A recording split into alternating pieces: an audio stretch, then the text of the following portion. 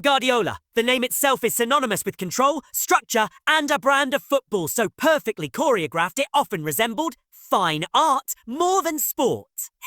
For over a decade, his teams, Barcelona, Bayern Munich, and Manchester City, ruled through a divine understanding of space, demanding that players adhere to a perfect grid where every single movement was predetermined and every pass had a purpose. Often leading to suffocating possession in the high 70s. This was the foundation of his legacy, an ideology that prioritized order above all else, making his clubs not just difficult to beat, but often impossible to comprehend for opponents. Yet, as with all great empires, a crisis was inevitable. And what we witnessed last season was not just a difficult patch, but the complete, humiliating breakdown of the machine, forcing a master craftsman to tear down his magnum opus and replace it with something frighteningly new. Something that operates not on the principle of perfection, but on the terrifying potential of controlled chaos. The 2024-2025 campaign, intended to be another triumphant victory lap, instead delivered a systemic shock to the core of Manchester City. Finishing third felt less like a minor setback and more like an institutional failure for a club accustomed to serial dominance. But the true disaster lay not just in the final league position, but in the manner of their descent. The losses were not merely defeats. They were public embarrassments that shattered the aura of invincibility Pep had painstakingly constructed. Tottenham Hotspur handed them a 4-0 thrashing at the Etihad, a scoreline unheard of in the Guardiola era. Bournemouth, a team historically dismissed with minimal effort, managed to secure a vital win. Most shockingly, in the Champions League, against a Feyenoord side they should have dispatched comfortably, City surrendered a 3-goal lead in the final 15 minutes to draw.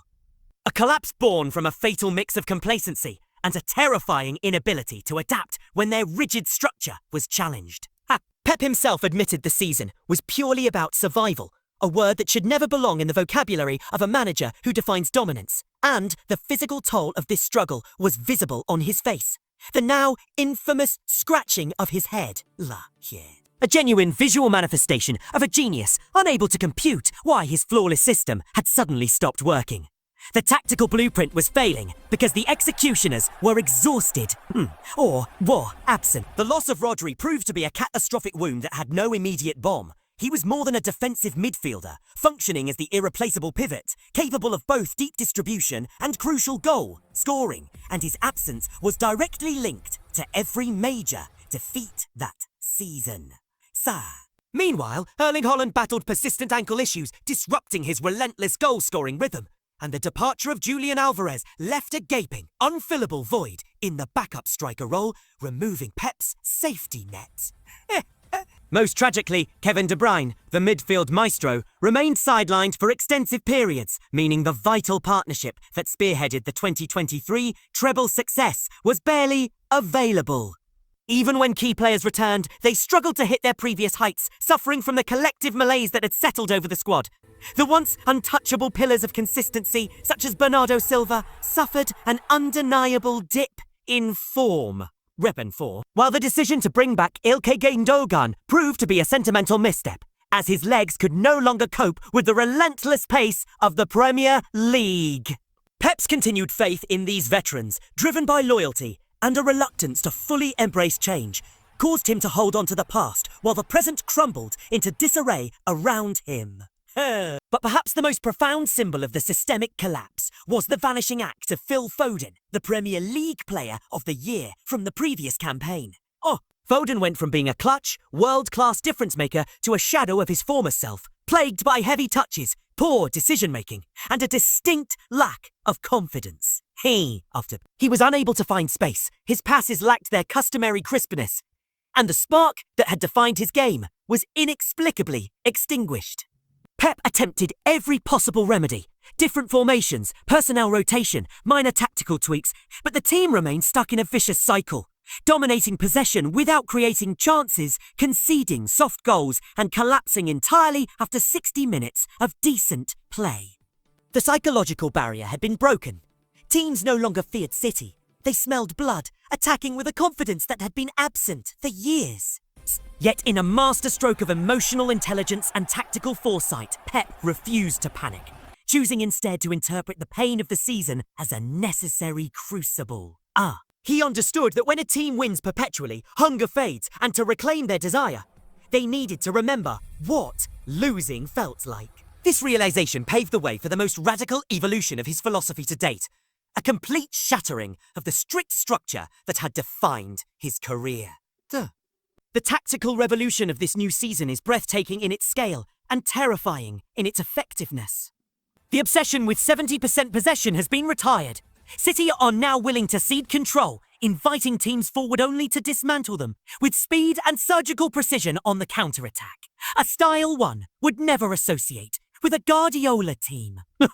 The ancient laws of positional play, the perfect grid, the rule of 3 horizontal and 2 vertical players have been explicitly abandoned. Against Bournemouth, where 3 or 4 City players would historically have been perfectly spread out, they were instead intentionally bunched together in central areas. The concept is simple, yet destructive. Create an overload in one area to pull defenders out of position, thus generating massive, exploitable space elsewhere for the likes of Erling Haaland. Goals are now born not from intricate 30-pass build-ups, but from quick, direct sequences demonstrating a newfound efficiency that feels almost un-Spanish in its ruthlessness. The key to this system is the redefined role of the winger, epitomized by Jeremy Doku. On paper, Doku is a traditional touchline-hugging speedster, but in Pep's new Chaos blueprint, he functions as a hybrid attacking midfielder, constantly drifting inside to occupy the space of a number 10, confusing opposing defensive structures. In the dominant 3-0 victory over Liverpool at Anfield, Doku spent significant time around the centre circle, pulling midfielders out of their protective shell and opening up passing channels that did not exist before. He wasn't just occasionally moving inside, he was actively roaming, creating chaos through his diagonal runs, drifting wide to isolate fullbacks and dropping deep to link play. This deliberate unpredictability is the core of the new system, as evidenced by his staggering statistical output against Liverpool, achieving a combination of dribbles, duels, chances created, and shots on target that had not been seen since the peak days of Eden Hazard. His goal in that match perfectly captured the tactical shift. Instead of staying wide, he drifted centrally to receive the pass and curled a beautiful finish, proving that freedom, rather than strict control, is now the ultimate weapon. The changes extend throughout the entire spine of the team. City no longer always rely on a back 3 with an inverted fullback.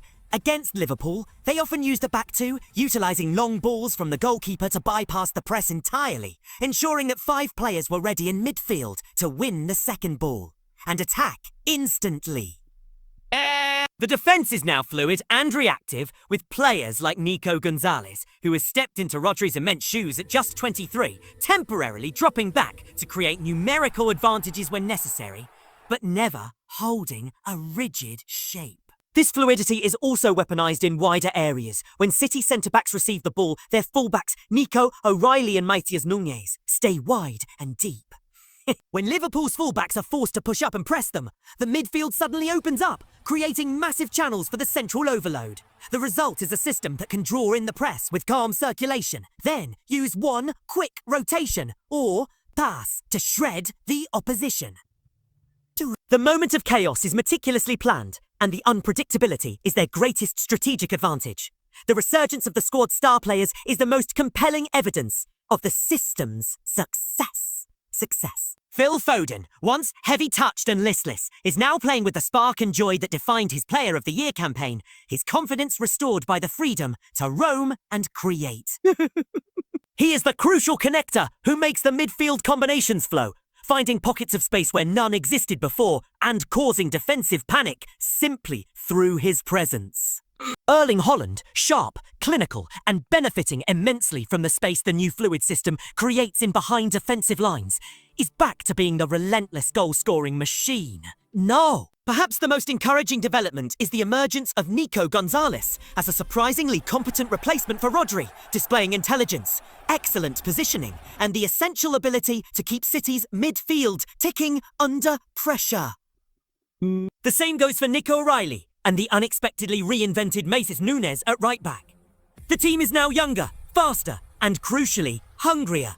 The midfield overloads are now suffocating. The passing combinations are surgical, and the movement is constant and impossible to track.